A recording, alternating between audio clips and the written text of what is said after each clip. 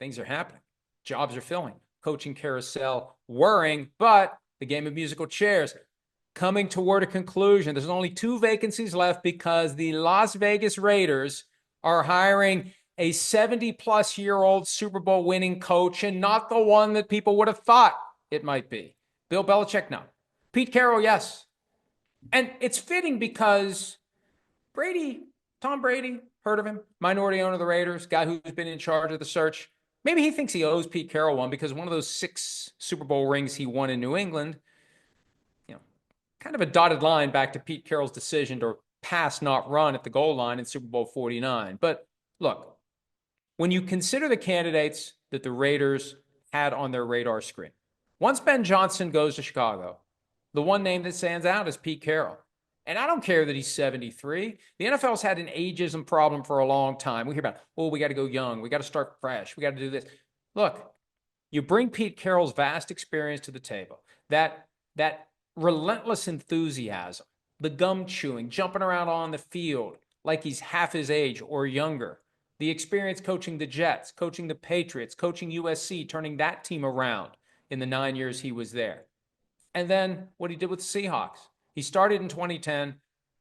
2013, they were Super Bowl champions. 2014, they went back. And it's all with that defense driving the bus. And he's got a great piece in Max Crosby on defense. He's got Brock Bowers on offense at tight end. 2 foundational pieces that they can use to try to become competitive. The problem is, look at the division they're in. You got the Chiefs, Broncos, and Chargers, each of whom made it to the postseason this year. They all have their coach and their quarterback tied together. What will Pete Carroll do about that? That's really going to be the first personnel decision. Who's the quarterback going to be? Do we get a veteran? Do we go young? With the draft class this year regarded as not nearly as strong as the one last year, when the Raiders were just 1 away from getting the last of the 6 taken in the first 12. Now, Brock Bowers, pretty nice consolation prize. This year, quarterback is going to be the key. Putting the staff together is going to be the key. But Pete Carroll brings to the Raiders something they desperately need, that jolt, that kick in the ass, that message that started to wear thin after 6 or 7 years. For 6 or 7 years, the Raiders are going to benefit from that, or less. Who knows how long this lasts? But Pete Carroll comes in with that same attitude that he brought to USC, the same attitude that he brought to the Seahawks. And the results might not reveal themselves immediately. Will the Raiders be patient? Will the Raiders understand it's going to take some time? It's going to be a slog in that division, in that conference. But Pete Carroll, I think, can make the differences necessary as they try to reshape the organization into something that has a winning culture, into something that can be competitive. You might not win more than half your games, but you're not going to get blown out. You're not going to be embarrassed. You're not going to see the kind of debacle we saw in the Black Friday game when the Raiders are in position to win the game with a field goal and they completely bungle the final seconds of the fourth quarter. That won't happen with a guy like Pete Carroll. So this should be encouraging for Raiders fans who don't have much to feel good about right now. And there's just a lot of confusion. Who's in charge? Mark Davis is the majority owner and the controlling partner. Tom Brady's basically taken over, but he's got another job that keeps him from, going to the games. We'll see how it plays out. But they could have done a lot worse than Pete Carroll. And I'm a little surprised he didn't get more interest than he did. But all it takes is one. And the Raiders are that one.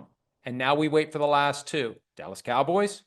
Looks like it's going to be Brian Schottenheimer, but whoever knows what Jerry Jones is going to do. And then the Saints.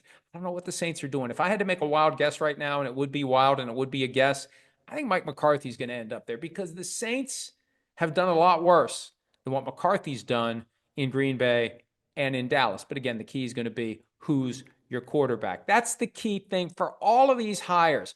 Who's the quarterback? Because the quarterback makes the difference. The quarterback in Tampa got 2 guys hired, Dave Canales and now Liam Cohen. That's the challenge.